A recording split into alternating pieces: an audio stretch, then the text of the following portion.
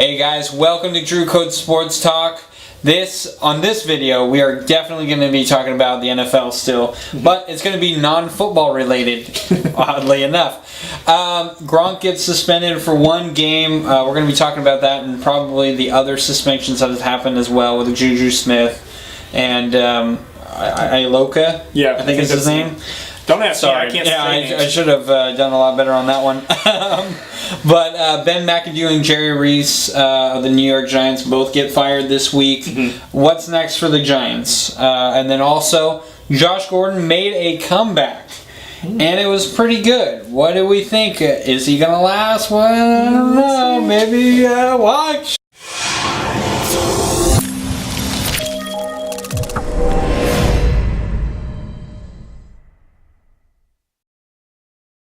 All right, Cody. Gronk has been suspended for one game. What did you think of the suspension?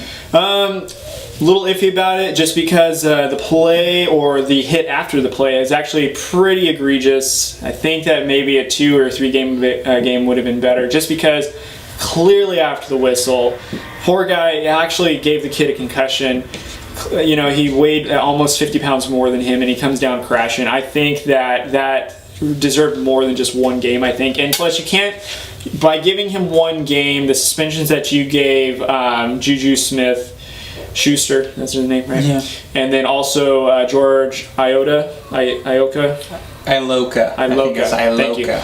From the Bengals, you're basically saying that's in the same class. Clearly not in the same class. The Iloka play was just a bang-bang. I mean, clearly shouldn't have led with his helmet, but it was a bang-bang play. Juju Smith-Schuster was just a good block, but really unnecessary taunting. But also what was really scary is just he laid him out without any sort of, without any sort of lead in to just, to hit him. So, I mean, I think Gronk's hit is more egregious just because clearly after the play, injured the kid. And that's just what my thoughts on it. I think that the suspension should have warranted a harsher penalty.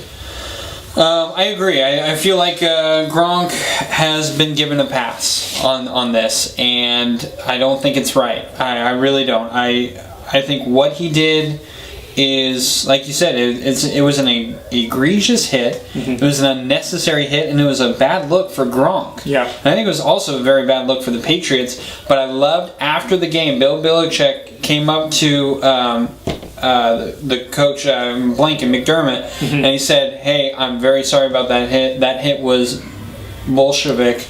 And I was actually, you know what? Good for Bill Belichick. Yeah. For even though that Gronk is one of his best players, he's not afraid to admit, hey, that was a crappy hit, right, and that should never have happened. So I commend you, Bill Belichick, even though you're probably not watching. But anyway, we hope. Yeah. But talking about the Juju Smith suspension, I felt like that was completely wrong. A fine, I'm okay with. I was listening to The Herd all this week, and he had Ray Lewis on, and Ray Lewis said that's what Hines Ward made his money on. Right. Were those hits right there.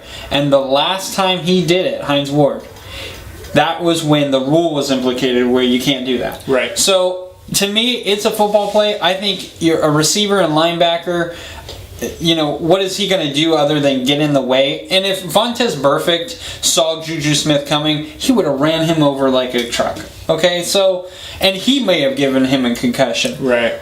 I'm not saying because Vontaze Burfict has had this history of, oh, he's a bad guy and, that's karma. I don't agree with that. What I say is, I feel like that was a football play, and especially the George Iloka, he actually is not suspended now. He just got fined. Okay, that makes more sense. And so I felt like that was the right call. Right. I felt like the Juju Smith one wasn't that bad. I felt like it was a football play. Should it have been fined? I believe that. Suspended? I don't believe that. Right. Gronk should have been 2 games at least because he was intentionally doing that. Juju Smith was trying to block, and then yes, he stepped over him. That was stupid. But other than that, I just felt like that was a football play. Gronk's was obviously a WWE play. So. Not a bad sport. Yeah. Ben McAdoo and Jerry Reese are both fired from the Giants this week. That's the head coach and the GM. What's next for the New York Giants? Where do they go? Rebuild. I'm actually very happy for this. I was a big person in saying that I completely disagreed with the New York Giants hiring Ben McAdoo. Even last season, he may have taken it to 11-5. I can clearly say that I bet that's more of talent than coaching. Kind of like in our earlier videos we alluded to, you can probably get away with good talent minus the coaching, really. And I think this is a perfect example of it. And of Jerry Reese, too. I mean, you want to talk about a GM whose responsibility is to build a franchise around your quarterback, and really, you've got Odell Beckham Jr., who's a great pickup, but had so much baggage coming in, and then you drafted Shepard, which is a really great kid. But here's the thing, though: you don't have an offensive line, you don't have any sort of running game. You spend a lot of money on your defense, which is great. But again, when you say you're going to clean house, you get rid of one individual and you retain everybody else. So really, that one individual got the brunt end of it.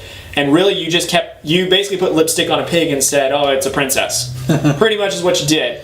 Ben McAdoo, I never saw him holding any clipboard. I never saw seeing him hold a play sheet. Never seen him hold his team accountable, other than at a press conference when he would drag them under the bus, especially Eli Manning, talk about how inept he was and how he needs to do a better job. Ben McAdoo, you need to do a better job. I loved his press conference, though, when he says, "I'm going to coach this team until my key card didn't work." Don't work, dude. So I think the Giants are going to hit the reset button. I unfortunately don't believe that Eli Manning is going to be the quarterback moving forward, and I don't think he'll want to be there any longer, just because I'm sure he suspected that the ownership really, in a sense, made the decision to kind of sit him, not the GM and the head coach collusion, in a sense, to get him out of there. I think Eli Manning's last season is this season. But I'm glad that they're gone. Again, I was watching The Hurt, and I was listening to Plaxico Burress. He came on, and he was the first one to say this. First of all, I want to start off by saying it was the right move. The Giants had to. They couldn't take this anymore. Mm-hmm. I agree with you that Eli Manning is going to leave, but I think the other person, this is what I heard from Plaxico Burress, the other person that I think is going to be threatening to leave is Odell Beckham Jr. I feel like this is now the prime moment where he can't, because he's come out and said not only that he wants to be the highest paid receiver, he wants to be the highest paid player in the NFL. Mm-hmm. Okay? So first of all, if you're rebuilding, you can't do that. Mm-hmm. Okay. Secondly, if Eli Manning goes, that's going to hurt Odell Beckham Jr. because when he comes back, he's going to want the same numbers that he's had since he's been in the league. Right. And if you don't have Eli Manning there, or at least a viable quarterback, mm-hmm. I'm not sure that that's going to work. Right. So I gotta be honest. I'm a little nervous for the Giants because I feel like it, like you said, it might be a full rebuild mode. Right. I feel like Odell Beckham is going to be gone, and I feel like Eli Manning is going to be gone, mm-hmm. and that's going to a lot of players are going to follow suit. Do I think this is the new Cleveland Browns? No.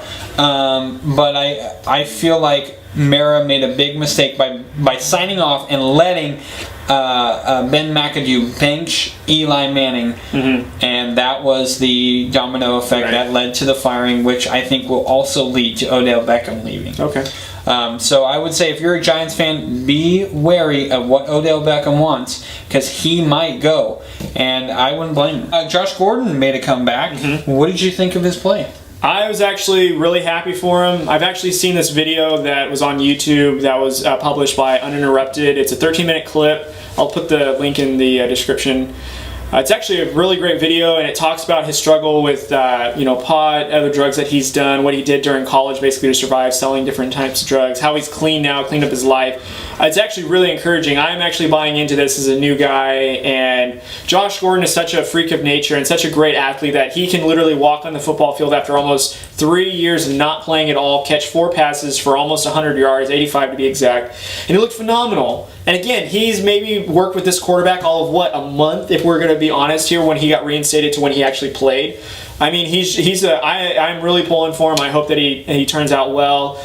I'm going to be a little. I mean, I don't want him to relapse, of course. I would hate for anybody to go through that. Yeah. But I'm also going to be on the air of caution. Like, okay, that's great, first game. Let's see what you do following, not in game wise, but personal wise. Just because your ability to play on the football field had nothing to do with personal life outside. You clearly can ball high, sober, whatever.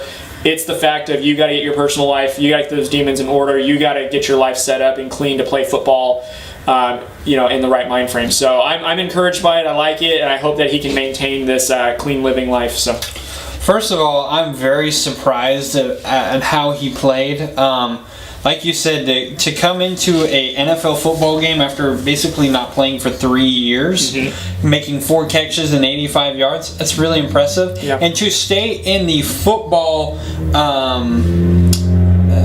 what am I trying to say here?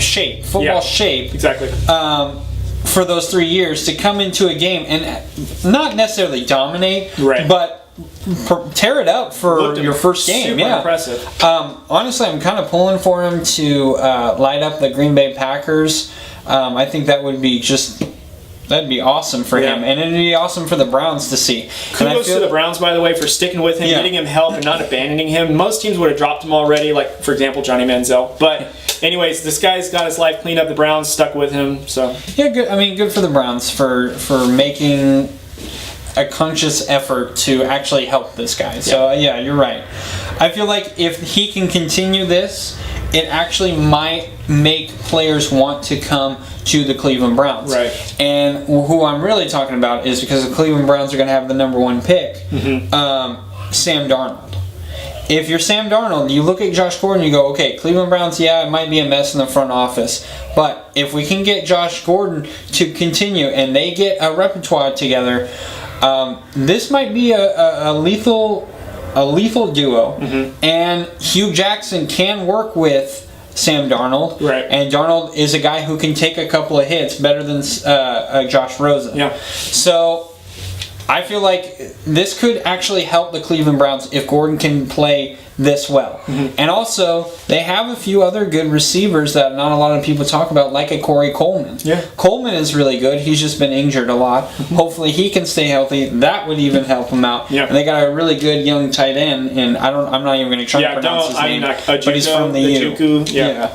So I got to give it up for the Cleveland Browns, and I really do pull for the Cleveland Browns. I'm not a fan of them, but I just hate to see a team just constantly getting beat up, especially like Detroit Lions are the same way too. Yeah. So, what's up, guys? Thanks for watching our videos. Please subscribe to our YouTube channel at Drew Code Sports Talk. And also follow us on Facebook, Twitter, and Instagram, which is, ironically, Drew Code Sports Talk.